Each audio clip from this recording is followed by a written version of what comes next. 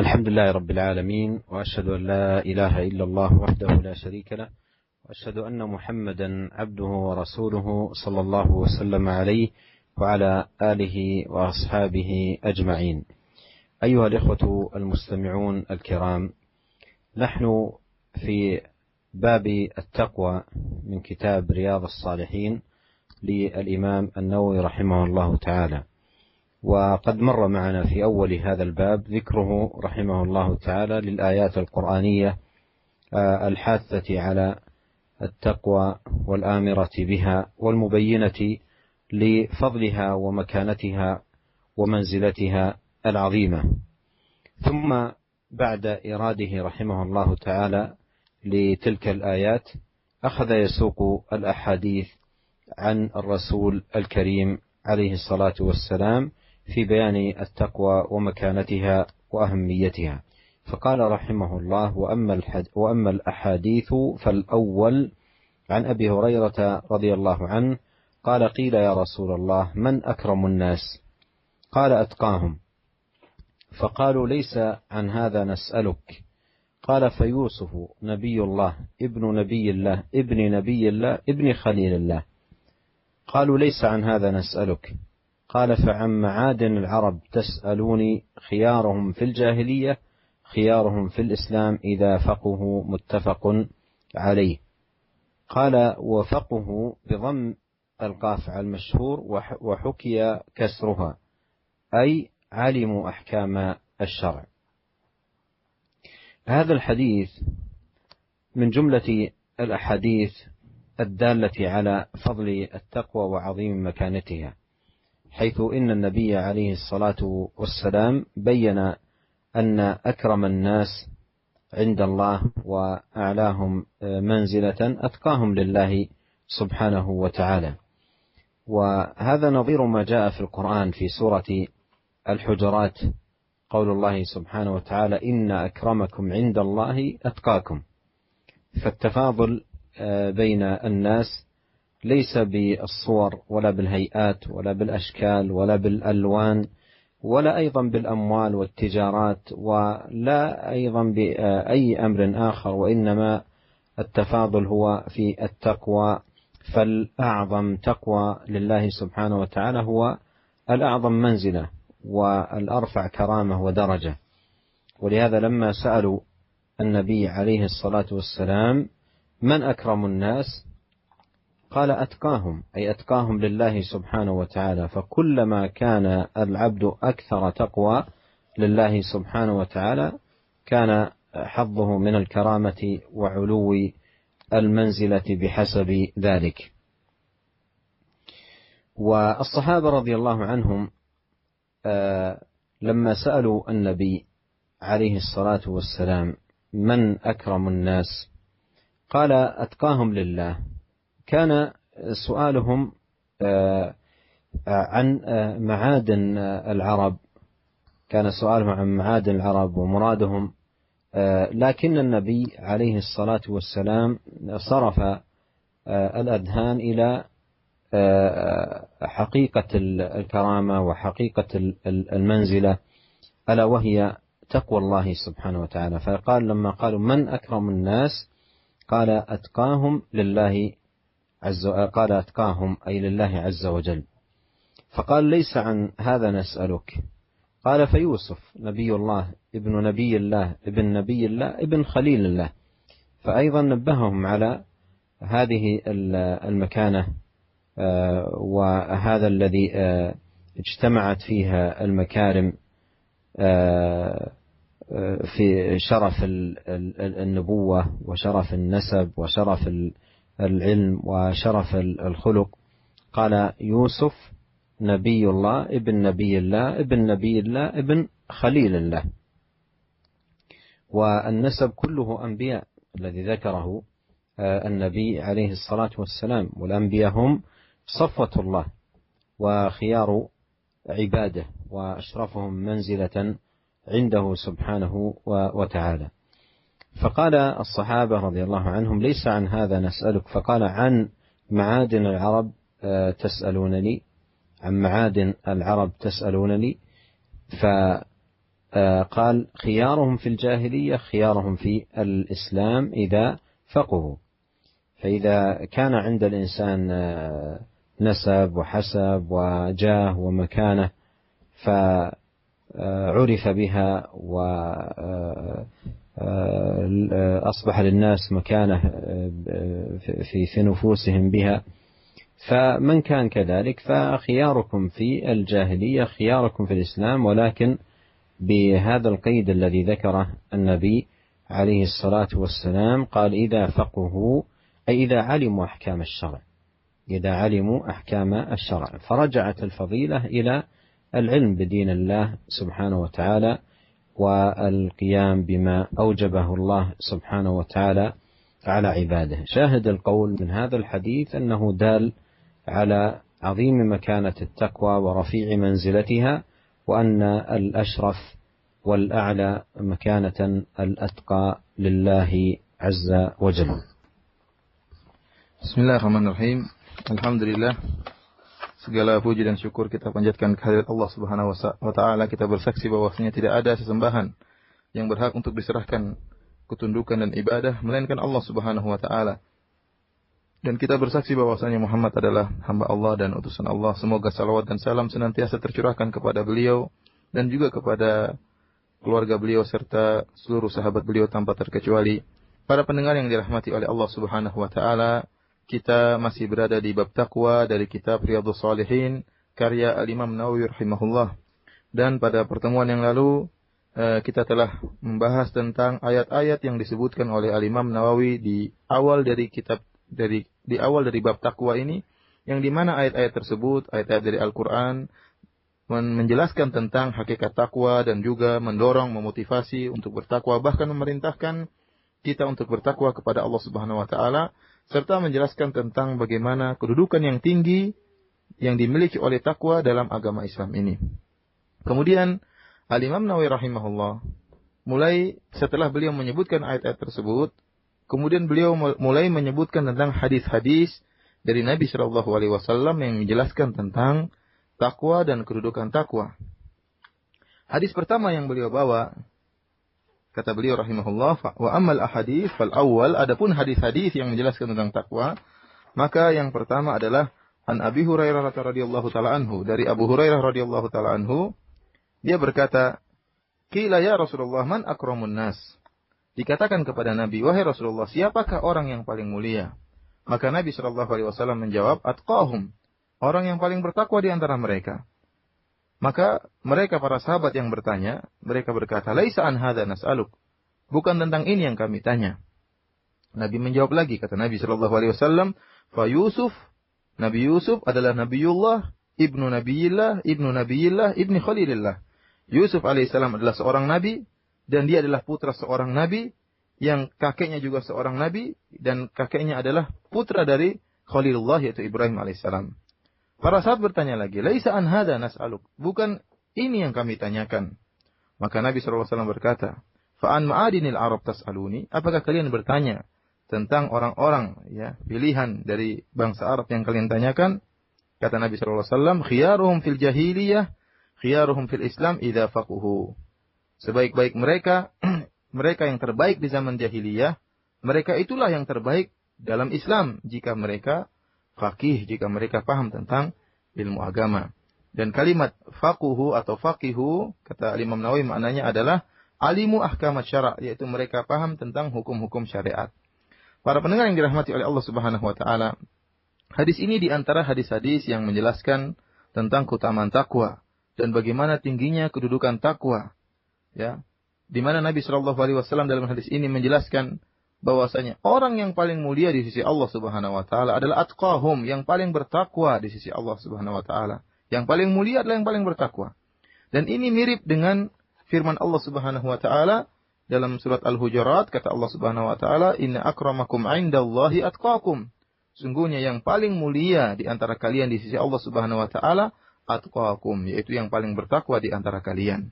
Karenanya ini adalah penjelasan bagi kita seluruhnya bahwasanya kemuliaan ya yang ada pada manusia, perbedaan kemuliaan yang ada di antara manusia bukan ditinjau dari hayat, dari kondisi fisik tubuh, atau dari keadaan tubuhnya, atau warna kulitnya, atau keindahan rupanya. Bukan itu. Kemuliaan diukur bukan dari keindahan tubuh atau keindahan rupa, ya, bukan dari fisik yang hebat, bukan.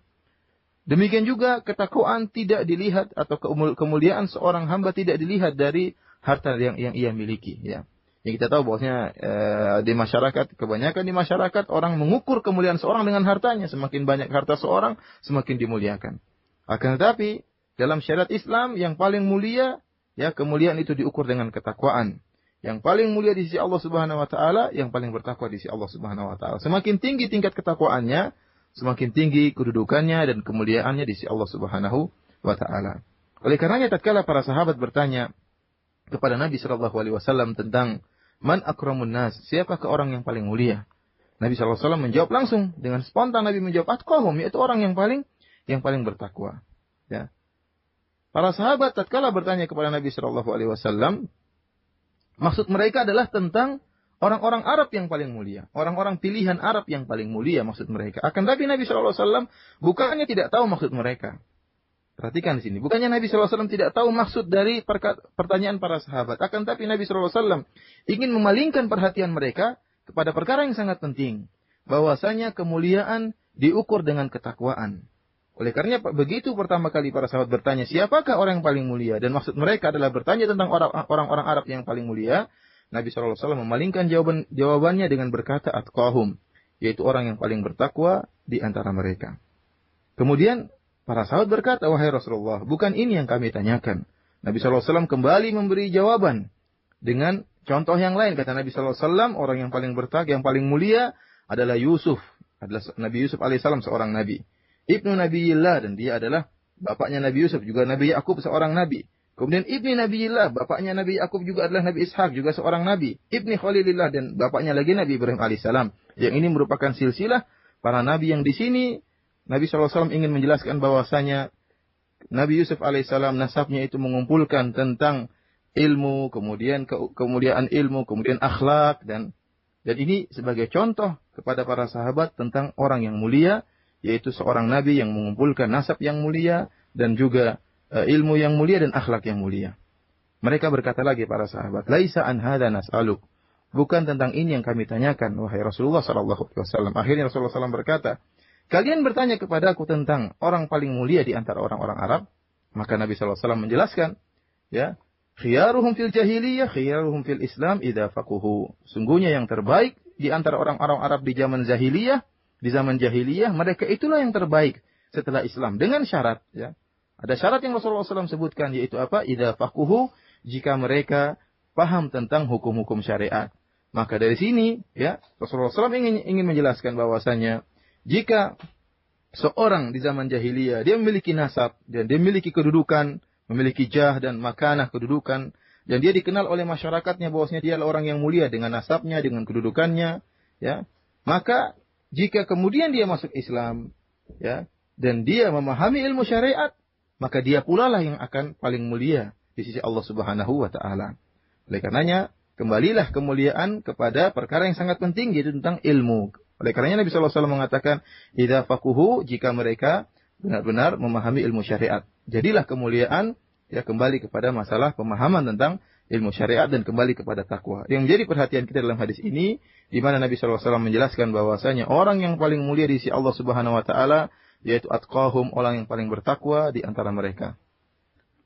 ثم أورد الإمام النووي رحمه الله تعالى حديث أبي سعيد الخدري رضي الله عنه عن النبي صلى الله عليه وسلم أنه قال إن الدنيا حلوة خضرة وإن الله مستخلفكم فيها فينظر كيف تعملون فاتقوا الدنيا واتقوا النساء فإن أول فتنة بني إسرائيل كانت في النساء رواه مسلم.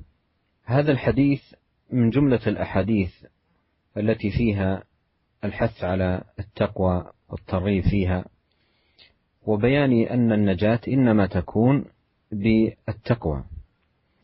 وفي مقدمة الحديث ذكر النبي عليه الصلاة والسلام حال الدنيا وأنها تغر الإنسان بزخرفها وزينتها وطعمها وملذاتها.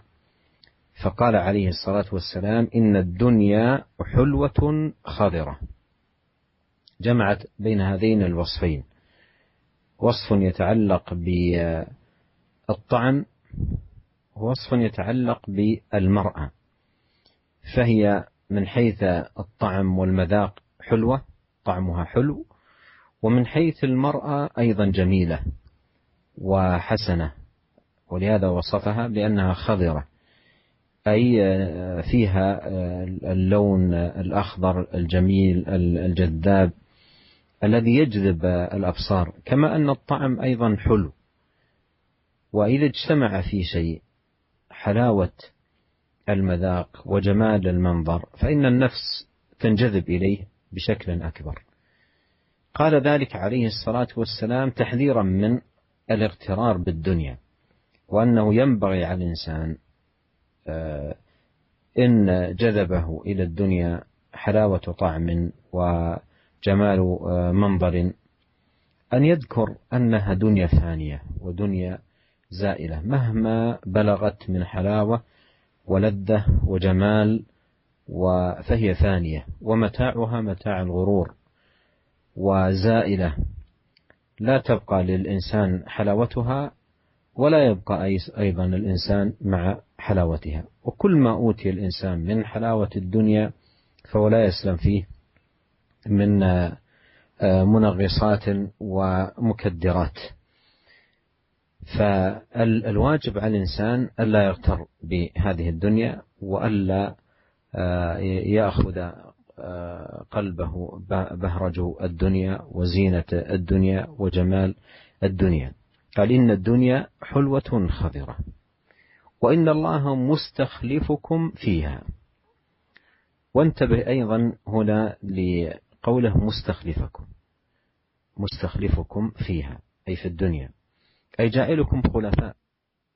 سبحان الله، ما أجمل هذه الكلمة في هذا المقام: إن الله مستخلفكم فيها، أي هذه الدنيا التي تراها بهذه الزينة وهذه الحلاوة وهذا الجمال ليست دار قرار لك، مثلما أنها لم تكن دار قرار لمن كان قبلك، فأتى عليها أقوام وأمم وخلائق لا يحصي عددهم إلا الله، وها أنت الآن وجدت، ومثل ما ذهب من قبلك أيضا ستذهب وسيأتي بعدك من يخلفك في هذه الدنيا، فأنت حالك كحال من سبقك، أمضوا في هذه الدنيا مدتهم المحدودة وأمدهم المعدود ثم رحلوا عنها، ولم يذهب معهم من الدنيا قليل ولا كثير، ولم يرحل معهم من الدنيا قليل ولا كثير. مهما كان قد أوتي الإنسان من مال أو غير ذلك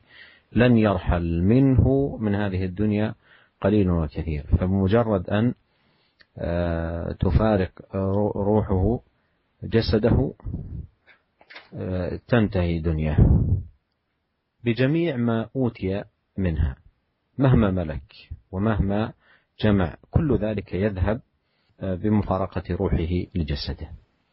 إن أوتي مالا، إن أوتي جاها، إن أوتي رئاسة، إن أوتي إلى غير ذلك، كل ذلك يذهب.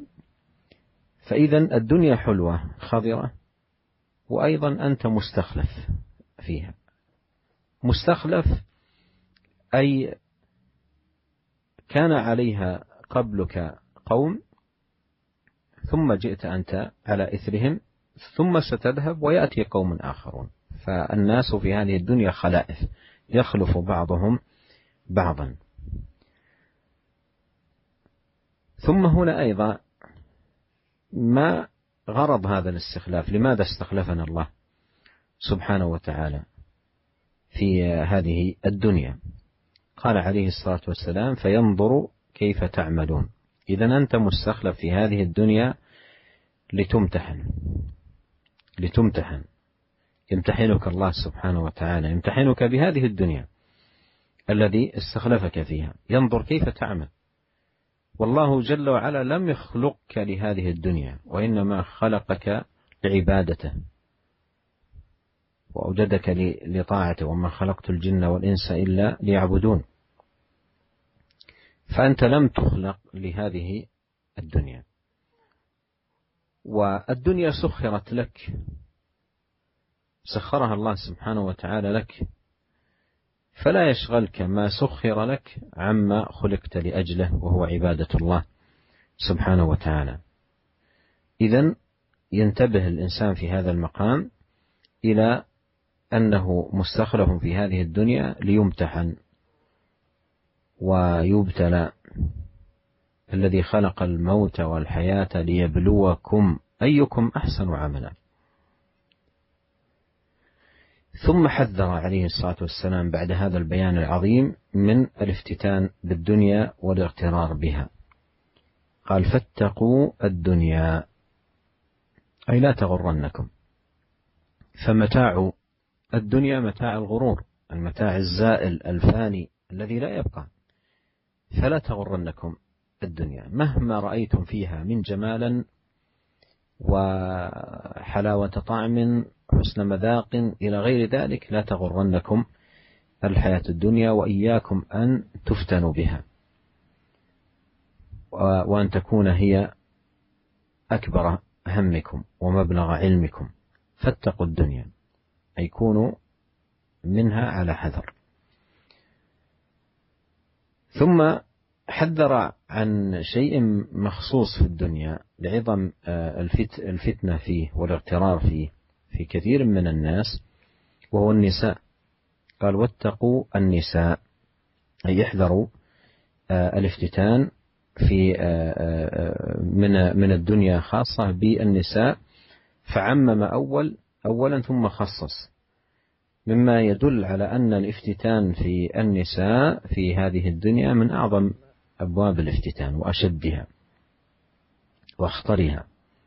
قال: واتقوا النساء، أي احذروا الافتتان بالنساء، فإن المرأة فتنة، المرأة فتنة. بل قال عليه الصلاة والسلام: ما رأيت فتنة أضر على الرجال من النساء. ففتنة النساء فتنة عظيمة وشديدة. قال: واتقوا النساء، فإن أول فتنة بني إسرائيل كانت في النساء. وهذا يدعون فيه عليه الصلاة والسلام إلى أخذ العبرة بمن كان قبلنا. فبنو إسرائيل كانت فتنتهم في النساء، أي فاحذروا أن تقع فيما وقع فيه أولئك، وتهلكوا مثل ما هلك أولئك بالافتتان بالنساء. إذن هذا يتطلب أولا من جهة المرأة أن تتقي الله سبحانه وتعالى بحجابها، بسترها، بقرارها في بيتها، ويكون خروجها للحاجة، وإذا خرجت تخرج محتشمة، لا أن تكون والعياذ بالله أداة فتنة في المجتمع الذي تعيش فيه. لأن بعض النساء فعلا رضيت لنفسها أن يكون وجودها في مجتمعها وفي هذه الدنيا مجرد أداة فتنة للرجال، ولهذا كل ما أرادت أن تخرج تبالغ في الزينة، وتبالغ في الجمال والتعطر ولبس الحلي، ولبس أيضا الملابس القصيرة أو التي تكشف عن جوانب جذابة من جسدها. فكل تفكيرها في كل يوم بهذه الصفة. ثم ماذا إذا استمرت؟ أليس هذا الجسد ستلقى الله به وسيحاسبها الله على ما كانت تمارسه من أمور وأعمال وشنائع؟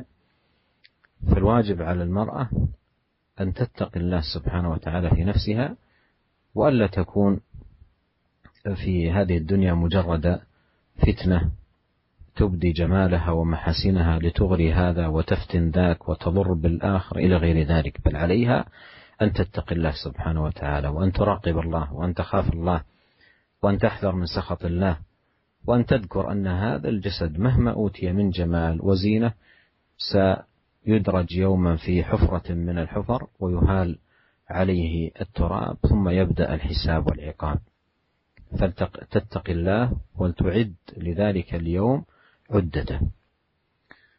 ومن جهة أخرى في تنبيه للرجال وحث لهم ألا يغتروا بفتنة النساء، وأن يتقوا فتنة النساء، وأن يتجنبوا هذه الفتنة العظيمة، وأن يحذروا مواردها ومصادرها، وأن يتقوا الله سبحانه وتعالى في ذلك. وقد قال الله عز وجل في القرآن: قل للمؤمنين يغضوا من أبصارهم ويحفظوا فروجهم ذلك أزكى لهم إن الله خبير بما يصنعون. Para pendengar yang dirahmati oleh Allah Subhanahu wa taala, kemudian Al-Imam Nawawi rahimahullah membawakan hadis yang kedua dari Abu Sa'id Al-Khudri radhiyallahu taala anhu dari Nabi sallallahu alaihi wasallam, di mana Nabi sallallahu alaihi wasallam bersabda, "Inna dunya hulwatun khadirah." Sungguhnya dunia itu manis dan hijau. Wa innallaha mustakhlifukum fiha, dan Allah Subhanahu wa taala menjadikan kalian khalifah di atas muka bumi. Fayanzuru kaifa ta'malun. Kemudian Allah Subhanahu wa taala akan melihat bagaimana kalian beramal. Fattaqud dunya wattaqun nisa. Ya, takutlah kalian kepada dunia dan hati-hatilah kalian kepada para wanita. Fa inna awwala fitnati bani Israil kanat fin nisa.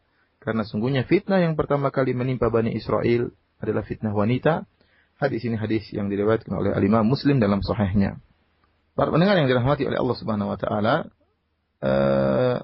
ini merupakan salah satu hadis dari hadis-hadis yang menjelaskan akan pentingnya bertakwa dan menjelaskan bahwasanya keselamatan tidak mungkin diperoleh kecuali dengan ketakwaan. Ya. Sebagaimana dalam hadis ini, di awal hadis ini Nabi Shallallahu Alaihi Wasallam menjelaskan tentang kondisi dunia, bahwasanya dunia memperdaya manusia, ya. Memperdaya manusia dengan keindahannya, dengan perhiasannya. Oleh karenanya Nabi Shallallahu Alaihi Wasallam bersabda, Inna dunya hulwatun khadirah. Sungguhnya dunia itu manis dan hijau. Rasulullah SAW memberikan dua sifat kepada dunia. Sifat yang berkaitan dengan rasa dan sifat yang berkaitan dengan pemandangan. Nabi mengatakan hulwah. Dunia itu manis. Itu jika dirasakan, maka rasanya manis, rasanya lezat. Kemudian kata Nabi SAW, khadirah. Dunia itu hijau, yang menjelaskan tentang indahnya dunia. Memiliki pemandangan yang indah. Ya, karena warna hijau, ya, warna yang indah dan warna yang menarik pandangan-pandangan mata manusia. Jika dua sifat ini berkumpul, lezatnya rasa dan indahnya pemandangan, maka tentunya akan sangat menarik hati-hati manusia. Dan itulah sifat dunia. Dunia ini sangat manis dan sangat indah.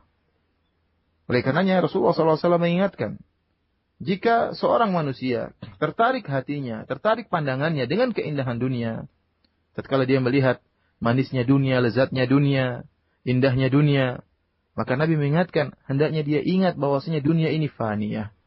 Bahwasanya dunia ini akan sirna. Betapapun indah dunia tersebut, betapapun manis dan lezatnya dunia tersebut, maka dia tidak akan, ya, dia tidak akan abadi bersama kenikmatan tersebut. Akan sirna keindahan tersebut, akan sirna kelezatan tersebut. Ya. Kemudian juga diingatkan bahwasanya bagaimanapun lezatnya dunia, bagaimanapun manisnya dunia, maka seorang tidak akan bisa merasakannya dengan sempurna. Pasti ada kekurangan, pasti ada yang mengotori kemanisan dan ketentraman tersebut. Tidak sebagaimana di akhirat. Oleh karenanya, seorang tatkala tertarik hatinya, tertarik pandangannya dengan dunia, maka hendaknya jangan dia terpedaya. Dan dia ingat bahwasanya kenikmatan dan keindahan tersebut, kelezatan tersebut hanyalah bersifat sementara. Kemudian Nabi Shallallahu Alaihi Wasallam menjelaskan, wa innallaha mustakhlifukum fiha. Dan sungguhnya Allah Subhanahu Wa Taala menjadikan kalian khalifah di dunia. Ya, artinya Allah Subhanahu Wa Taala, ya, menjadikan kalian penguasa di atas muka bumi ini. Bumi yang indah, dunia yang indah yang kalian lihat dengan segala keindahannya, dengan segala perhiasannya, Allah Subhanahu Wa Taala menjadikan kalian sebagai penguasa di atas muka bumi ini. Ini isyarat dari Nabi Shallallahu Alaihi Wasallam bahwasanya dunia bukanlah tempat abadi untuk ditinggali, bukan tempat menetap yang abadi. Tatkala Allah Subhanahu Wa Taala menjadikan kalian menguasai dunia, ini isyarat bahwasanya sebelum kalian pula telah ada khalifah-khalifah yang lain. Telah ada orang-orang sebelum kalian yang menempati dunia, kemudian mereka pergi. Kemudian Allah menjadikan kalian sebagai penguasa dunia. Dan suatu saat kalian akan pergi dan datang orang-orang yang lain yang akan menguasai dunia. Ya. Sebagaimana orang sebelum kalian telah pergi dan telah sirna, telah hilang, maka kalian pun demikian. Kalian tidak akan selamanya di atas muka bumi ini. Dunia yang indah dan manis tersebut tidak akan menjadi tempat abadi bagi kalian. Para pendengar yang dirahmati oleh Allah Subhanahu wa taala. Oleh karenanya, jika kita perhatikan bagaimanapun seorang mengumpulkan harta, bagaimanapun seorang mengumpulkan kenikmatan dunia, maka tatkala dia meninggal dunia, tidak sedikit pun dari kenikmatan dunia akan dia bawa. Tidak sedikit pun dari harta yang telah dia kumpulkan selama ini akan dia bawa. Tatkala ruhnya telah berpisah dengan jasadnya, maka seluruh harta yang dia kumpulkan selama ini dengan rasa letih, dengan kepayahan, tidak akan sedikit pun yang akan dia bawa. Tidak sepeser pun dari harta yang dia kumpulkan selama ini akan dia bawa. Tidak sedikit pun dari kenikmatan, kelezatan yang dia kumpulkan selama ini akan dia bawa dalam liang lahat. Tidak. Ya. Kedudukan yang telah dia peroleh, harta yang telah dia peroleh, kepemimpinan yang telah dia peroleh, kekuasaan yang telah dia peroleh, semuanya akan sirna. Semuanya akan pergi, akan meninggalkan dia. Dia akan masuk dalam liang lahat, tidak bawa sedikit pun dari usahanya selama ini. Oleh karenanya, tatkala Nabi SAW mengatakan, dunia hulwatun khadirah, dunia itu manis dan hijau, pemandangannya indah. Rasulullah mengingatkan bahwasanya kalian itu dijadikan oleh Allah Subhanahu wa taala berkuasa di atas muka bumi, namun ingat, kalian tidak akan tinggal selamanya di atas muka bumi. Kalian akan pergi sebagaimana orang-orang sebelum kalian yang dahulunya juga menguasai dunia. Mereka telah tiada. Kalian pun akan seperti itu. Dan akan datang orang-orang lain setelah kalian menguasai dunia, setelah sepeninggalnya kalian. Menjadi pertanyaan, kenapa Allah Subhanahu wa taala menjadikan kita berkuasa di atas muka bumi? Kenapa Allah menjadikan kita berada di atas muka bumi? Rasulullah SAW menjelaskan dalam hadis ini, wa inna Allah mustakhlifukum fiha fayanzuru kaifa ta'malun. Sungguhnya Allah Subhanahu wa taala menjadikan kalian khalifah di atas muka bumi untuk apa? Fayanzuru kaifa ta'malun, agar Allah Subhanahu wa taala melihat bagaimana kalian beramal. Ini peringatan dari Nabi sallallahu alaihi wasallam bahwasanya hidup kita di atas muka bumi ini, kita dimudahkan untuk berada di atas muka bumi adalah untuk imtihan, untuk diuji oleh Allah Subhanahu wa taala. Allah Subhanahu wa taala tidak menciptakan engkau untuk tinggal di dunia selamanya. Akan tapi Allah Subhanahu wa taala menciptakan engkau di dunia untuk beribadah kepada Allah Subhanahu wa taala. Allah berfirman, "Wa ma khalaqtul jinna wal insa illa liya'budun." Dan tidaklah aku ciptakan jin dan manusia kecuali untuk beribadah kepadaku. Oleh karenanya, dunia yang telah dimudahkan oleh Allah, diberikan oleh Allah kepada engkau. Ingat bahwasanya jangan sampai dunia tersebut menyibukkan engkau, memalingkan engkau dari tugas utama diciptanya engkau. Dari tujuan utama diciptakannya dirimu, yaitu beribadah kepada Allah Subhanahu wa taala. Allah Subhanahu wa taala berfirman, "Alladzi khalaqal mauta wal hayata liyabluwakum ayyukum ahsanu amala." Dialah Allah Subhanahu wa taala yang telah menciptakan kematian dan kehidupan untuk menguji kalian mana di antara kalian yang paling terbaik amalannya. Kemudian Rasulullah sallallahu alaihi wasallam mengingatkan tentang bahayanya fitnah dunia. Jangan sampai terpedaya dengan dunia. Kata Nabi sallallahu alaihi wasallam, "Fattaqud dunya wattaqun nisa." Fattaqud dunya. Hati-hatilah kalian terhadap dunia. Jangan sampai kalian terpedaya dengan dunia. Bagaimanapun kalian melihat keindahan dunia dan lezatnya dunia, jangan sampai kalian terfitnah dengan dunia. Jangan sampai dunia merupakan puncak dari amalan kalian. Jangan sampai tujuan kalian hanyalah dunia. Jangan sampai ilmu kalian yang kalian cari selama ini adalah untuk dunia. Demikian juga amalan yang kalian amalkan selama ini adalah untuk dunia. Kemudian Nabi SAW mengingatkan perkara yang lebih khusus daripada dunia, yaitu tentang fitnah wanita. Kita tahu bahwasanya fitnah wanita termasuk dari fitnah dunia. Akan tapi Nabi SAW mengkhususkan penyebutan wanita. Kenapa? Karena besarnya fitnah wanita. Kata Nabi SAW, "Fattaqud dunya wattaqun nisa." Takutlah dunia dan takutlah wanita. Tatkala Rasulullah SAW menyebutkan dunia, Rasulullah menyebutkan secara umum. Kemudian Rasulullah SAW mengkhususkan dengan menyebutkan fitnah wanita. Padahal fitnah wanita termasuk dari fitnah dunia. Kenapa dikhususkan oleh Nabi? Karena fitnah dunia, fitnah yang sangat berbahaya. Dan betapa banyak manusia yang terjebak dengan fitnah wanita. Oleh karenanya Nabi SAW pernah bersabda dalam satu hadis, "Ma taraktu ba'di fitnatan adarra 'ala rijal minan nisa." Tidak pernah aku tinggalkan setelahku sebuah fitnah yang paling berbahaya bagi laki-laki daripada fitnah dunia. Kemudian Rasulullah SAW juga ingatkan, fa inna awwala fitnati bani Israel kanat fin nisa. Sungguhnya fitnah yang pertama kali menimpa Bani Israel adalah fitnah wanita. Agar kita ingat, agar kita mengambil ibrah pelajaran ya tentang fitnah yang sangat berbahaya yang pernah menimpa Bani Israel. Ya. Tatkala seorang wanita mendengar hadis ini, maka tentunya dia dituntut oleh Allah Subhanahu wa taala untuk menjaga dirinya, jangan sampai dia menjadi fitnah, jangan sampai dia ya memfitnah para lelaki. Ya. Hendaknya dia berhijab dan dia qoror, hendaknya dia senantiasa senang untuk di rumahnya. Tidak dia keluar dari rumahnya kecuali karena ada kebutuhan ya yang mendesak. Kalaupun dia keluar dari rumahnya, maka dia harus berhijab dengan hijab yang syar'i dengan penuh rasa malu. Dan jangan sampai keberadaannya merupakan fitnah bagi para lelaki. Kenapa? Karena sebagian wanita memang senangnya menjadi fitnah. Tujuan dia berada di suatu masyarakat, ya, di suatu lokasi adalah untuk menjadi fitnah. Sehingga kita dapati sebagian wanita kalau ingin keluar dari rumahnya dan dia memang hobinya keluar dari rumahnya, tatkala dia ingin keluar dari rumah maka dia pun berhias, bersolek dengan seindah-indahnya, ya, memamerkan keindahannya, memamerkan kecantikannya, memamerkan auratnya. Dan pikirannya selalu itu, bagaimana dia bisa berhias. Dia beli alat ini, beli macam-macam untuk bisa memoles wajahnya, untuk bisa menghiasi tubuhnya, dan itu pikirannya sehari-hari. Dia ingin memfitnah kaum lelaki. Ada sebagian wanita yang seperti ini. Kita katakan kepada para wanita yang seperti ini. Terus kalau engkau senantiasa memfitnah para lelaki, apa yang akan terjadi setelah ini? Teruslah engkau memfitnah wanita. Teruslah engkau menghiasi tubuhmu untuk memfitnah para lelaki. Kemudian apa yang akan kau alami setelah ini? Setelah ini seluruhnya, bukankah engkau akan bertemu dengan Allah Subhanahu wa taala dengan jasadmu sekarang ini yang kau hiaskan untuk memfitnah para lelaki? Bukankah tubuhmu ini akan diminta pertanggungjawaban oleh Allah Subhanahu wa taala? Bukankah kecantikanmu dan auratmu akan diminta pertanggungjawaban oleh Allah Subhanahu wa taala? Akan tapi kita dapati sebagian wanita demikian, ya, menjadi fitnah bagi para lelaki. Keluar dengan memamerkan keindahan tubuhnya, dengan memamerkan kecantikannya, dengan dihiasi kecantikannya. Ya.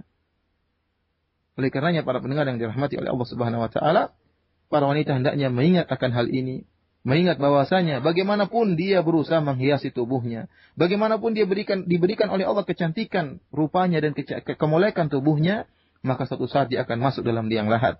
Suatu saat dia akan masuk dalam kuburan dan tubuhnya tersebut akan masuk pula bersama dia dalam kuburan. Dan dia akan dimintai pertanggungjawaban oleh Allah Subhanahu wa taala, kemudian akan dihisap oleh Allah Subhanahu wa taala. Di sisi lain kita ingatkan para lelaki, ya, untuk benar-benar bertakwa, menjaga diri mereka agar tidak terjerumus dalam fitnah wanita, dan hendaknya mereka menjauhi tempat-tempat yang bisa menjerumuskan mereka dalam fitnah wanita. Sumber-sumber fitnah wanita dijauhi, bukan para lelaki kemudian sengaja datang tempat berkumpulnya para wanita, tempat berkumpulnya berhiasnya para wanita, itu namanya sengaja untuk datang ke tempat fitnah. Hendaknya dia menjauh tempat fitnah. Bukankah Allah Subhanahu wa taala telah berfirman, "Qul lil mu'minina yaghuddu min absarihim wa yahfadhu furujahum, dzalika azka lahum, innallaha khabirum bima yasnaun." Kata Allah Subhanahu wa taala, katakanlah bagi lelaki-lelaki mukmin untuk menundukkan pandangan mereka, ya, untuk menjaga kemuliaan-kemuliaan mereka. Dzalika azka lahum, dan ini lebih suci bagi mereka. Innallaha khabirum bima yasnaun. Sungguhnya Allah Subhanahu wa taala Maha mengetahui apa yang mereka lakukan. ثم أورد الإمام النووي رحمه الله تعالى حديث ابن مسعود رضي الله عنه أن النبي عليه الصلاة والسلام قال: كان يقول: اللهم إني أسألك الهدى والتقى والعفاف والغنى. رواه مسلم.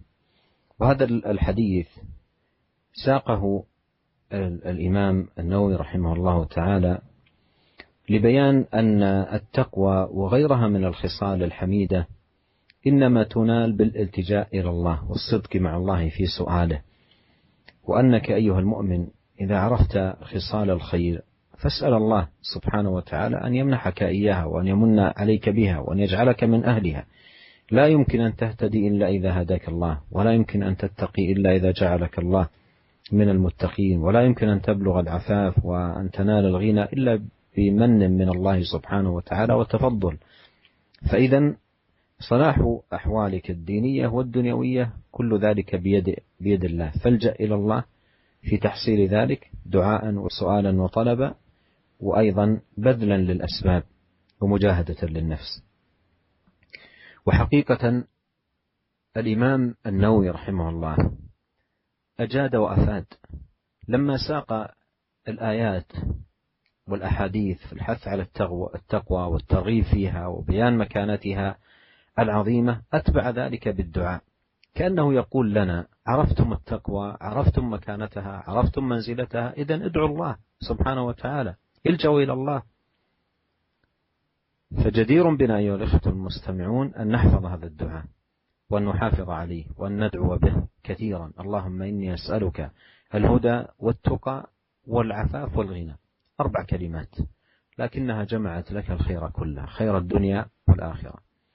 أما الهدى فالمراد به في هذا المقام وفي هذا السياق أن يمن الله عليك بالعلم النافع الذي تهتدي به، تعرف به طريق الخير من طريق الشر، لأن كثير من الناس يمشي في هذه الحياة بلا هدى، بلا علم، لا يعرف دينه، لا يعرف شرع الله، لا يعرف أحكام دين الله، ليس عنده هدى يهتدي به.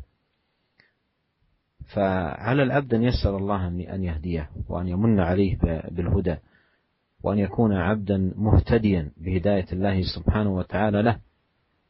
والأمر الثاني التقى، أي أن يجعلك سبحانه وتعالى من المتقين، والتقوى هي فعل الأوامر واجتناب النواهي. فاتباع السؤال بالهدى بسؤال التقوى فيه التنبيه على الجمع بين العلم والعمل، العلم في الهدى والعمل في التقى، لأن تقوى الله حقيقتها أن تعمل بطاعة الله سبحانه وتعالى وأن تجتنب نواهيه عز وجل. والعفاف المراد به أن تعف نفسك بأن تجنبها كل أمر يسخط الله عز وجل ولا يرضاه لعباده. تعف نفسك عن الحرام، تعف نفسك عن الفواحش، تعف نفسك عن الآثام، تعف نفسك عن المال الحرام. والأمر الرابع في الحديث الغنى، والغنى هو غنى النفس، وأن تكون غنيا عن التعلق بالمخلوقات، وأن تكون فقيرا لرب العالمين سبحانه وتعالى، مفتقرا إليه، محققا عبودية الافتقار إلى الله عز وجل، ترجو رحمته وتخاف عذابه. والغنى غنى النفس، ليس الغنى عن كثرة العرض كثرة المال، وإنما الغنى غنى النفس، وأن يكون فقرك إلى الله سبحانه وتعالى. هذا الحديث من فوائده إضافة إلى ما سبق بيان أن الإنسان لا يملك لنفسه نفعا ولا ضرا، وإنما الأمر بيد الله، وهذا فيه إبطال التعلقات الفاسدة بغير الله، من يتعلقون بقبور أو بأولياء أو مهما كان الإنسان ومهما بلغ لا يملك لنفسه هدى ولا تقى ولا عفافا ولا غنى، فضلا عن أن يملك ذلك لغيره. ولنقرأ هذا الحديث مرة ثانية، وفي صحيح مسلم ابن مسعود رضي الله عنه يقول أن النبي صلى الله عليه وسلم، أي سيد ولد آدم وأفضل الخلق وأكملهم عند الله، كان يقول في دعاء، النبي عليه الصلاة والسلام كان يقول في دعاء: اللهم إني أسألك الهدى والتقى والعفاف والغنى. هكذا كان يقول عليه الصلاة والسلام في دعاء، يلجأ إلى الله.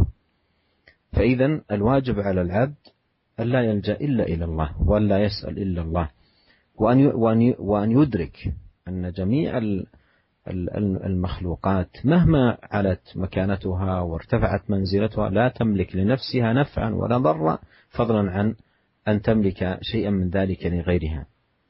فالأمر كله بيد الله، بيده سبحانه وتعالى العطاء والمنع والخفض والرفع والقبض والبسط والعز والذل والحياة والموت، كل شيء بيد الله.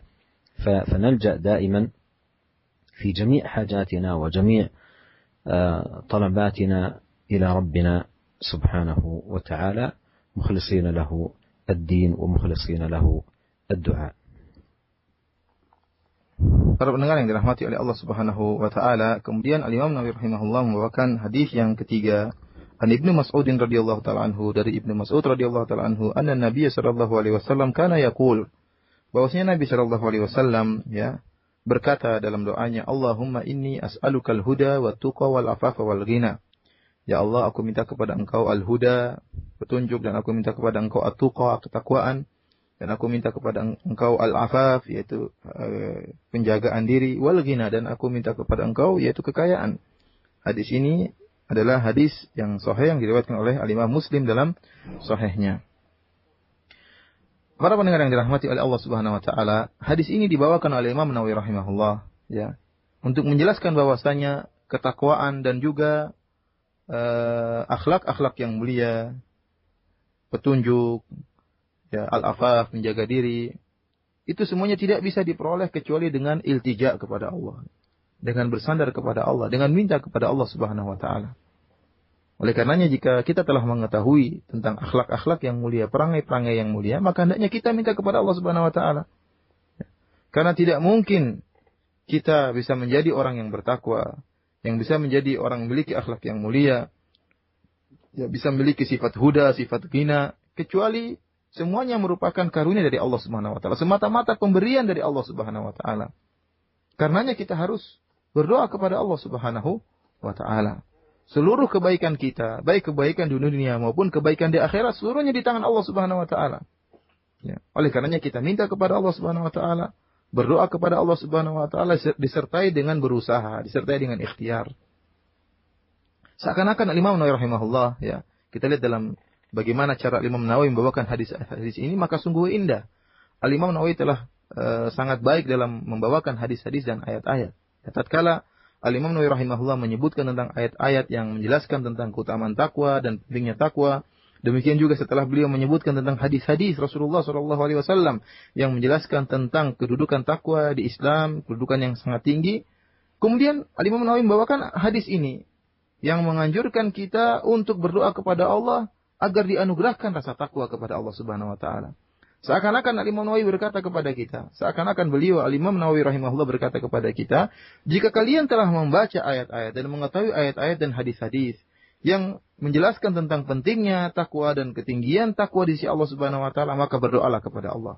Mintalah kepada Allah Subhanahu wa taala agar kalian dianugerahkan sifat takwa. Lihatlah dalam hadis ini, ya, Rasulullah sallallahu alaihi wasallam berdoa, Allahumma inni as'alukal huda wa tuqa wal afafa wal ghina. Ya Allah, aku minta kepada Engkau al-huda. Yang pertama, yang kedua at-tuqa, yang ketiga al-afaf, yang keempat al-ghina. Empat kalimat yang dikumpulkan oleh Nabi sallallahu alaihi wasallam.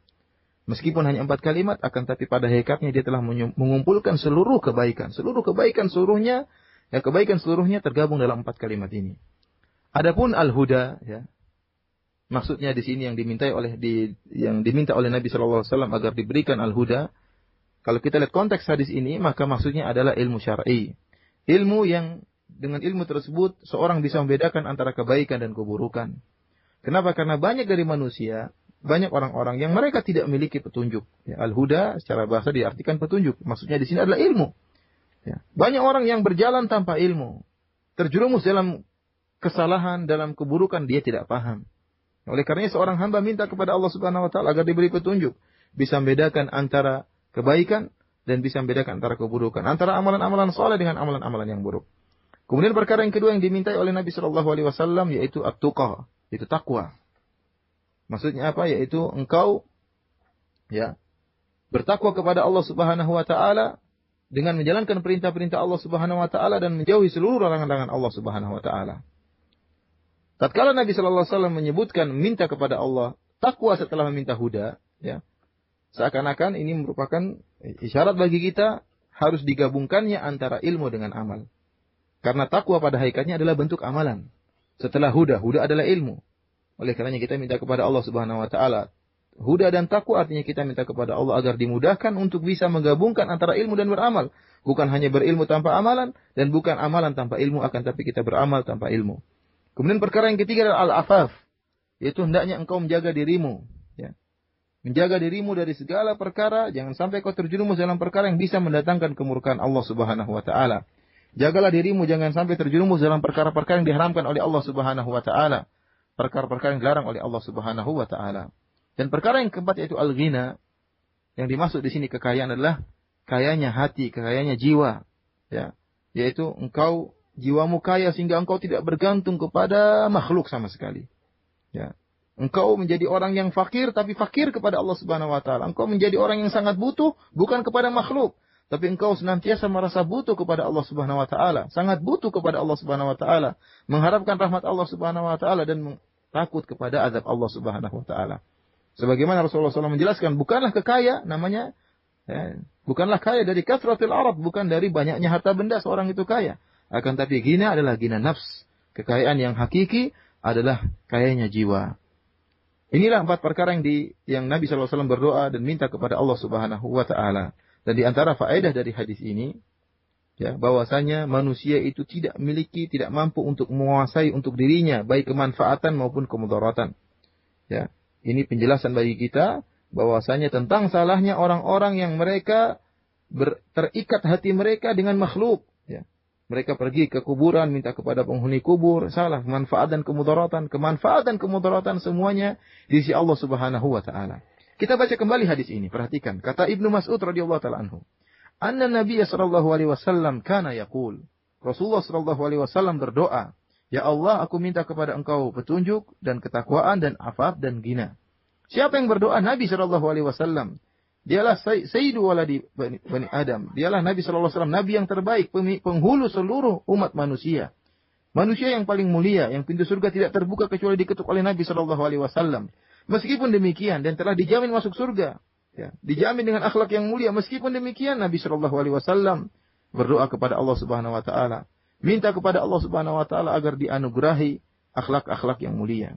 Ya, ini sangat menjelaskan kepada kita bahwasanya makhluk bagaimanapun tinggi kedudukannya, bagaimanapun mulianya kedudukannya, bahkan seorang nabi pun, bahkan Rasulullah Shallallahu Alaihi Wasallam, maka dia tidak bisa mendatangkan kemanfaatan untuk dirinya dan tidak bisa menolak kemudaratan dari dirinya. Seluruhnya di tangan Allah Subhanahu wa taala. Jika dia tidak menguasai kemanfaatan dan kemudaratan untuk dirinya, bagaimana dia bisa menguasai kemanfaatan dan kemudaratan untuk orang lain? Lebih tidak mungkin lagi. Perkara seluruhnya adalah di tangan Allah Subhanahu wa taala. Dialah Allah Subhanahu wa taala yang menghidupkan dan mematikan. Dialah Allah Subhanahu wa taala yang meninggikan dan merendahkan. Dialah Allah Subhanahu wa taala yang memberikan hidayah. Dialah Allah Subhanahu wa taala yang melapangkan rezeki dan menyempitkan rezeki. Seluruhnya di tangan Allah Subhanahu wa taala. Oleh karenanya hendaknya kita senantiasa butuh kepada Allah. Kita serahkan dan kita ungkapkan segala kebutuhan kita kepada Rabbul Alamin yang menguasai alam semesta ini. ولا يزال الإمام النووي رحمه الله تعالى يسوق الأحاديث في التقوى، ولكن نظرا لقرب انتهاء الوقت نكتفي بهذا القدر ونواصل ببيان ما بقي من ذلك في لقائنا القادم بإذن الله. أستودعكم الله الذي لا تضيع ودائعه، وأسأل الله أن ينفعنا وإياكم بما علمنا وأن يجعلنا من عباده المتقين وأوليائه المقربين، إنه سميع قريب مجيب، والله تعالى أعلم، وصلى الله وسلم على عبده ورسوله نبينا محمد وآله وصحبه أجمعين. Demikianlah para pendengar yang dirahmati oleh Allah Subhanahu wa taala. Sebenarnya masih ada beberapa hadis yang bisa kita sambung tentang masalah ketakwaan, tapi mengingat waktu yang terbatas, maka kita cukupkan kajian kita pada kesempatan kali ini. Kita cukupkan kajian kita pada hari ini sampai di sini saja. Selanjutnya kalau ada yang ingin bertanya maka kami persilahkan.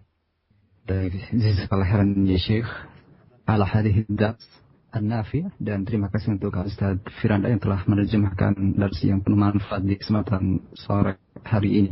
Saudaraku seiman, di manapun Anda, kami akan menyampaikan pertanyaan-pertanyaan yang telah Anda kirimkan melalui pesan singkat karena keterbatasan waktu. Ada beberapa pertanyaan yang berkaitan dan yang berkesesuaian dari Ummu Ayuni di Sunter, kemudian pendengar yang lainnya dari beberapa kaum muslimah. Ya Syekh, setelah mengetahui dan menyimak penjelasan Syekh, kami menjadi takut. Di antara kami ada yang bekerja sebagai perawat, kemudian ada beberapa juga yang bekerja keluar rumah. Apakah dengan demikian dan agar tidak memfitnah kaum lelaki, maka kami harus berhenti dari pekerjaan kami tersebut? Dan bisakah bagi kami kaum muslimah untuk menggapai ketakwaan sebagaimana kaum lelaki? Jazakallahu khairan ya Syekh. الذي أستطيع أن أقوله في هذا المقام: أولا أسأل الله الكريم رب العرش العظيم بأسمائه الحسنى وصفاته العليا أن يمن علينا أجمعين رجالا ونساء بالهدى والتقى والعفة والغنى، وأسأله سبحانه وتعالى بأسمائه الحسنى وصفاته العليا أن يشرح صدورنا للخير، وأن يعيننا على قبول الحق ولزومه واتباع شرع الله سبحانه وتعالى، وأن يكون أهم مهماتنا أن يرضى عنا ربنا سبحانه وتعالى. وأيضا في هذا المقام أذكر بأن الواجب على الأخت المسلمة أن يعظم خوفها من الله، وأن تعظم مراقبتها لله، وأن تتذكر وقوفها بين يدي الله سبحانه وتعالى، وأن تحذر سخطه وغضبه سبحانه وتعالى ومقته. فهذا الذي أستطيع أن أقوله. وأيضا أدعو الأخوات الكريمات وفقهن الله سبحانه وتعالى لكل خير أن يعدن أيضا سماع الكلام والتأمل في المعاني، وإذا عرف الإنسان الحق وبلغه فليتق الله سبحانه وتعالى. والغرض هو ألا تكون المرأة بهذه الصفة، فمن كانت بهذه الصفة فلتحاسب نفسها قبل أن يحاسبها الله، ولتزن عملها قبل أن توزن. عليها أن تحاسب نفسها ما دامت الآن في دار العمل، قبل أن توضع في القبر وقبل أن تقف بين يدي الله سبحانه وتعالى، فعندها الآن فرصة للمحاسبة. أسأل الله الكريم أن يوفق الجميع. هؤلاء الأخوات اللاتي قدمنا هذا السؤال، وتقديم السؤال لا شك أنه يدل على خير ورغبة في الخير، ومثلهن أيضا كثير في المستمعات. أسأل الله عز وجل أن يكتب للجميع التوفيق والخير والسداد. Beliau mengatakan bahwasanya yang mampu untuk beliau katakan yang pertama yang sangat penting yaitu beliau berdoa kepada Allah Subhanahu wa taala dengan nama-nama Allah yang indah dan sifat-sifat Allah yang maha tinggi, agar Allah Subhanahu wa taala menganugerahkan kepada kita seluruhnya, baik para lelaki maupun kaum wanita, agar Allah menganugerahkan kepada kita huda, petunjuk dan ketakwaan dan afaf dan ghina, dan agar Allah Subhanahu wa taala melapangkan dada kita untuk bisa mendengarkan kebaikan dan untuk bisa menerima kebaikan dan untuk bisa mengamalkan kebaikan yang telah kita ilmui, dan agar Allah Subhanahu wa taala menjadikan kita bahwasanya perhatian kita yang menjadi konsentrasi kita adalah bagaimana agar Allah Subhanahu wa taala meridhai kita dalam kehidupan kita, yang itu yang kita cari. Semoga Allah menjadikan kesibukan kita, ya, urusan kita semata-mata mencari keridhaan Allah Subhanahu wa taala. Dan dalam kondisi yang ini, maka beliau menjelaskan bahwasanya yang wajib bagi seorang wanita muslimah yaitu untuk membesarkan rasa takutnya kepada Allah Subhanahu wa taala, ya. Dan hendaknya dia ingat bahwasanya dia akan dikuburkan, ya, di liang lahat, dan dia akan dibangkitkan oleh Allah Subhanahu wa taala, dan dia akan berdiri di hadapan Allah Subhanahu wa taala mempertanggungjawabkan segala gerak-geriknya, segala tingkah lakunya, dan hendaknya dia takut jangan sampai terkena kemurkaan Allah Subhanahu wa taala. Ya. Dan beliau Syekh juga mengajak para akhwat yang bertanya, demikian juga para akhwat yang lain, untuk kembali mendengarkan pengajian kita hari ini dan kembali merenungkan, ta'ammul, merenungkan apa yang beliau sampaikan tadi. Ya, jangan sampai yang tujuan dari pengajian tadi kita ini, tujuannya adalah jangan sampai seorang wanita memiliki sifat-sifat yang tercela tadi yang telah disebutkan. Jangan sampai dia menjadi seorang wanita yang fitnah para lelaki. Berusaha agar dia menjauhkan dirinya dari sifat-sifat tersebut. Dan hanya para akhwat, ya, para ummahat, agar mereka menghisap diri mereka sebelum mereka dihisap oleh Allah Subhanahu wa taala. Ya. Hendaknya mereka menghisap diri mereka sebelum mereka dikuburkan, diletakkan dalam liang kubur, kemudian dibangkitkan oleh Allah Subhanahu wa taala, kemudian dihisap oleh Allah Subhanahu wa taala. Ya. Dan Syekh mengatakan bahwasanya para akhwat yang tadi telah bertanya, ya, sungguhnya menunjukkan akan semangat mereka untuk memperoleh kebaikan. Demikian juga para akhwat yang lain yang seperti ini tentunya banyak ya. Demikian saja para pendengar yang dirahmati oleh Allah Subhanahu wa taala, kajian kita pada kesempatan kali ini. Insyaallah kita akan lanjutkan pada keesokan hari. Semoga Allah Subhanahu wa taala menganugerahkan kepada kita ketakwaan dan petunjuk, dan juga agar Allah Subhanahu wa taala senantiasa memberikan taufiknya kepada kita semua. Demikian wabillahi taufik wal hidayah. Assalamualaikum warahmatullahi wabarakatuh.